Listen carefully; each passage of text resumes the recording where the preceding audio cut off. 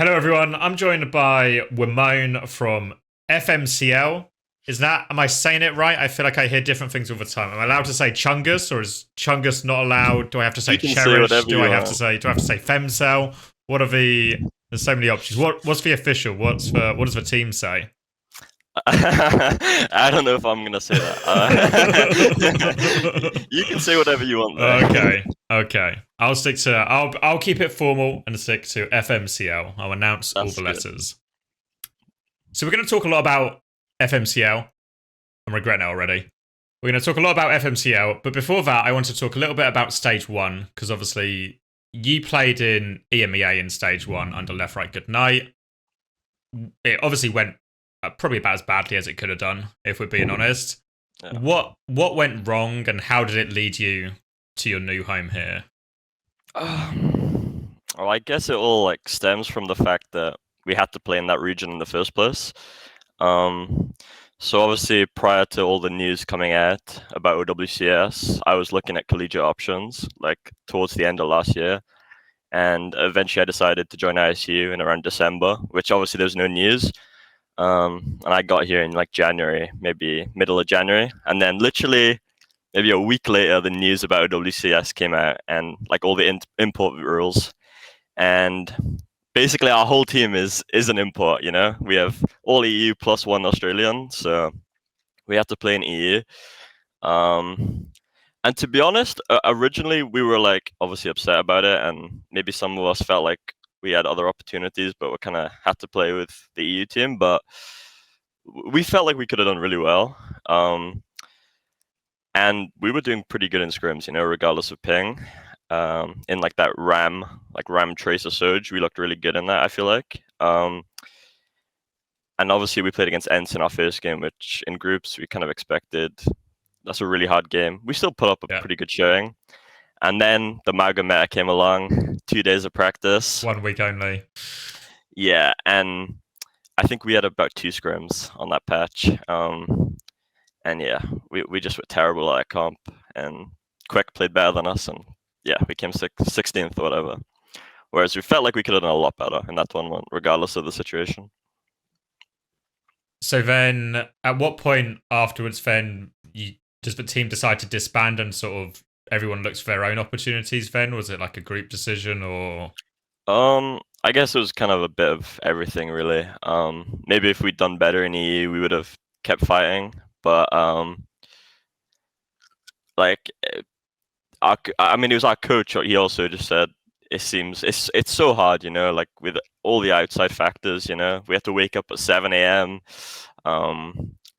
And then the fact that a lot of us had other opportunities in NA for this stage, it just seemed like the most reasonable and logical decision. So how did you end up on this team? Like, did you reach out? You reach out to them, or did they reach out to you?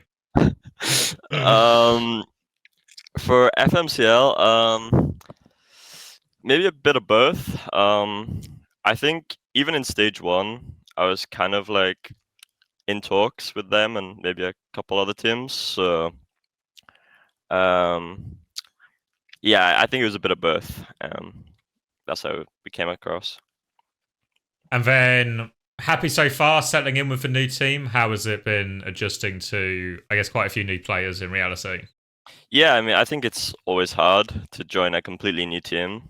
Obviously, I had Ariel, so we had like a buddy to go along with, but everyone else I'd never really been on a team with. But I think now it's been maybe 3 weeks. We're getting pretty used to each other, and I think it is different. Maybe going from an EU team to an NA team. I'm not sure exactly why. Maybe just the general vibe, or I'm not sure exactly. But now, yeah, I'm getting pretty used to it and enjoying my time there. And what's the sort of internal structure? Because obviously, because it is quite a new team, a lot of things need to be figured out in terms of who's talking the most, who's making a lot of fight plans. Do you have one guy who's doing it a bit of the main cooler, or is it more divided? I think at the start when we were a team, maybe too many cooks in the kitchen. Maybe we were all trying to talk, mainly Ariel, Seeker, and Lep, and sometimes me a bit, or Zero when he was playing. Now it's mainly just Ariel and Sika who are making the big calls. Maybe Lep a little bit as well. For me, I'm not talking that much. It's mainly just like when I'm on like a good angle, or if I can go if we're looking to like push with an ult or something, and maybe like if something's low. But yeah, mainly Ariel and Sika is talking the most at the moment. And then I wanted to get a bit of an inside perspective on the team itself. So I'm going to give you a few categories and you can maybe tell me which of your teammates you think fits this category best. Sure. So is anyone on the team who's the biggest rager? Who gets the most annoyed? Um, I'd probably have to say Ariel, considering Yeah. I'm sitting right next to him, so I can like actually see when he's getting mad. Because maybe on Discord it's kind of hard because you can just mute if you You can get hide it angry. a little But bit. Yeah. yeah, so I'd say Ariel, but maybe it's biased, because I'm sitting next to him. And then doesn't necessarily need to be in game, but who's the most intelligent on the team?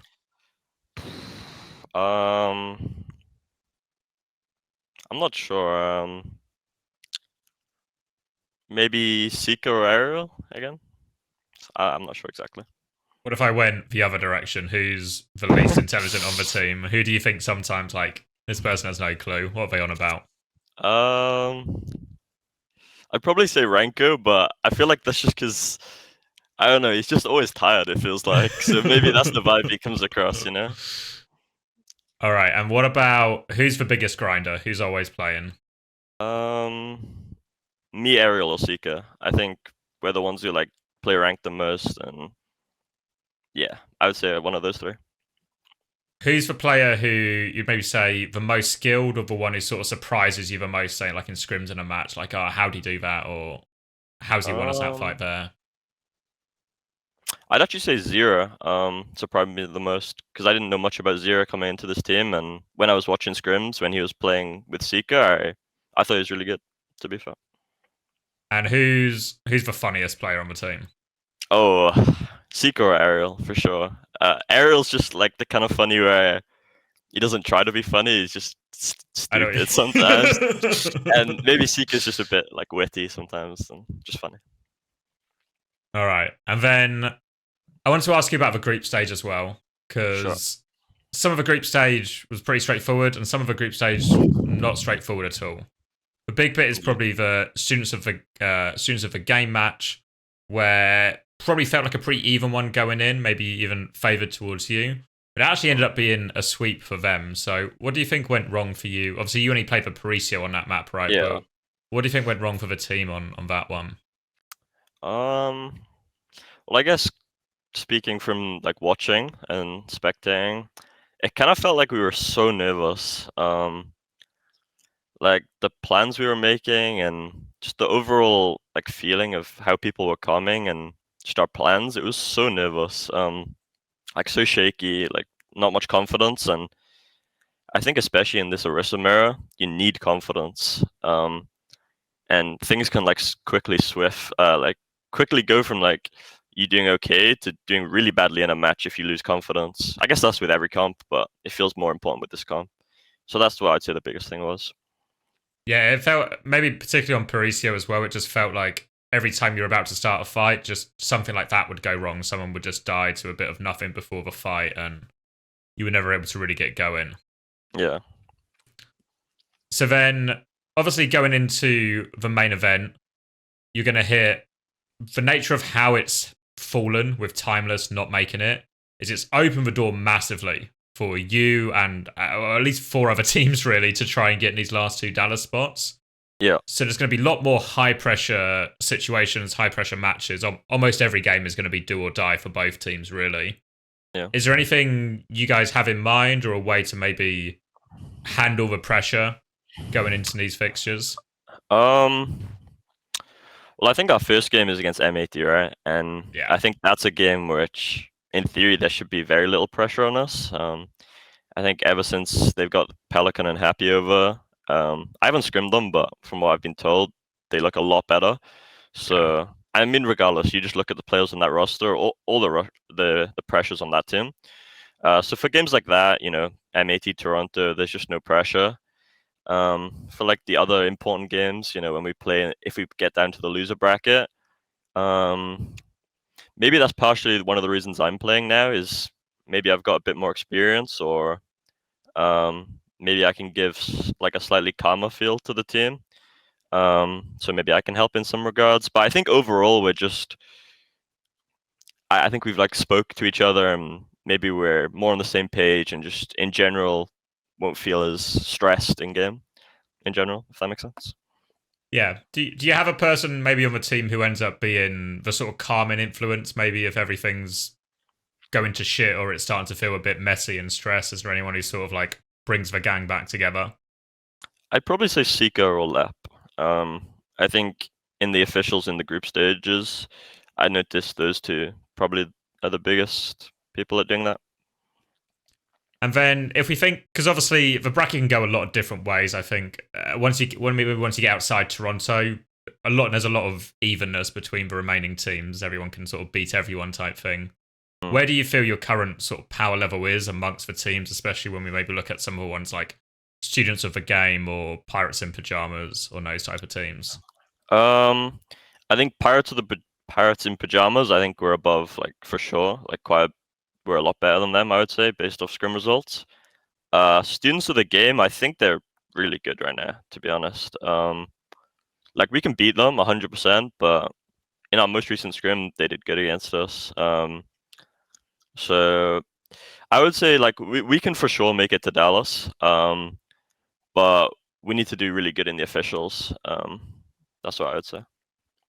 Yeah, I think the math's a little bit complicated, but it's essentially top three you need, I and Luminosity not to be in fourth. Yeah, It's 100% to get. We need to become second.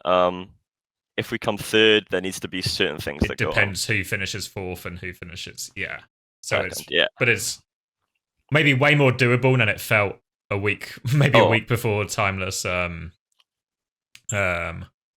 Timeless, well, got knocked out. yeah, 100%. So I wanted to talk to you a bit as well because obviously I think maybe especially after stage one, I think you and Seeker were maybe in a pretty similar situation where the team you were in didn't really go very well, didn't get a lot of circuit points, but ultimately both pretty desperate to try and go to LAN if they want. How does it feel now that it's potentially within grasp again, if you can play Yeah, well enough? it feels really motivating to be honest. It just feels like if we perform, like if we work hard in this next couple, like it's literally 2 days, right, or a day till our official, but like we've been working hard this next week, like this past week, and yeah, it just feels motivating. Like we can really do it, especially with how low circuit points we had as a team. The fact that Yeah. we can actually make it if we perform, it feels good.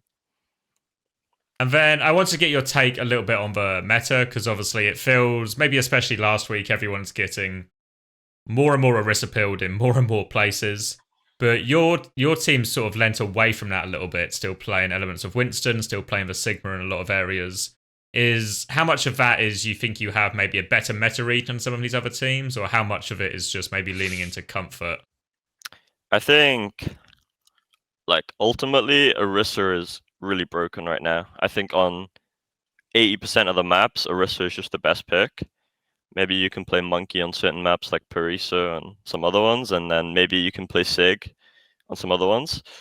But I think the reason that we've played some different heroes, or we do play different tanks maybe on some maps, is the fact the aerial is just really flexible. So if we can get away with playing other tanks, which forces them to either mirror or do something else, it's good for us. Um, but yeah, I would say Orisa is definitely like meta right now on most maps. And I want to get your take as well because there seems to be, at least originally, everyone was very Kiriko Sojin in almost any situation, any comp, whatever.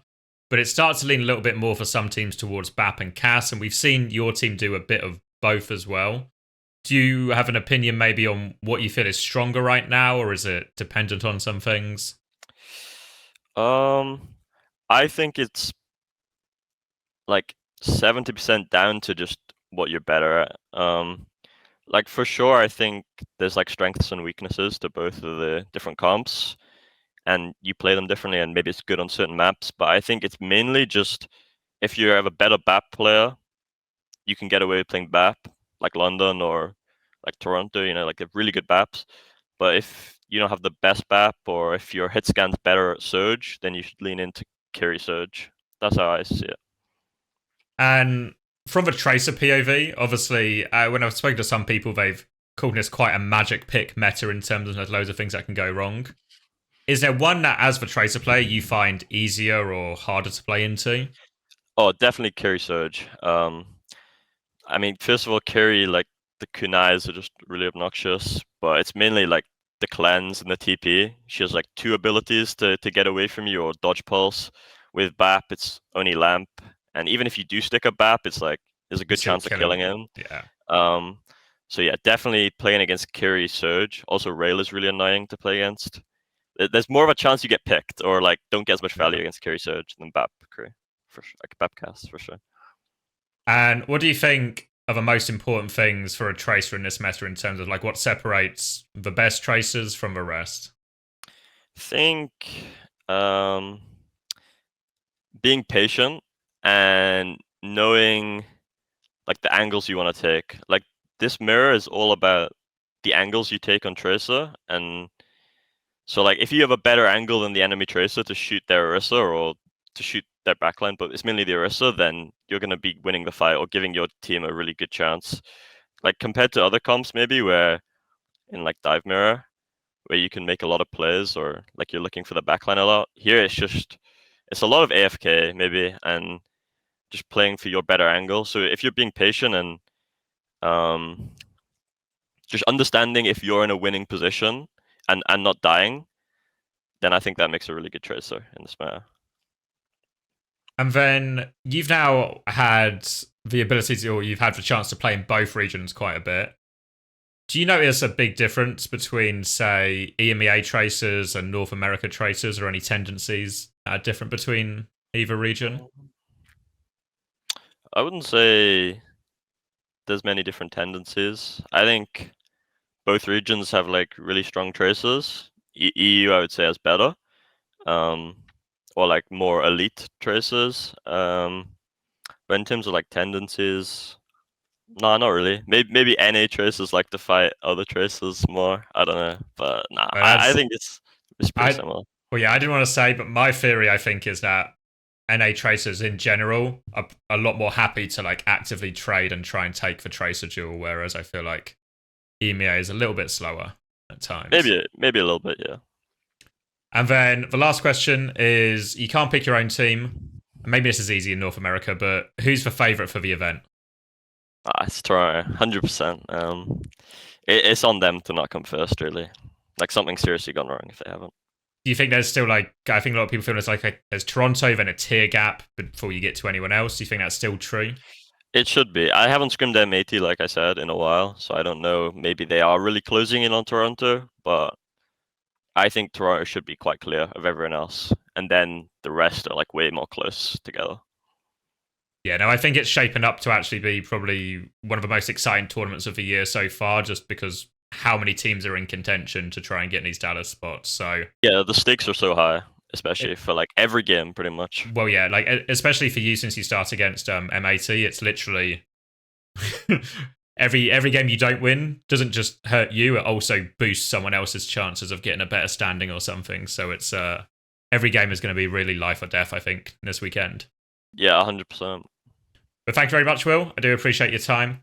Best of luck to you and FMCL in the tournament. I'm sure we'll see more of you. Thank you for having me on.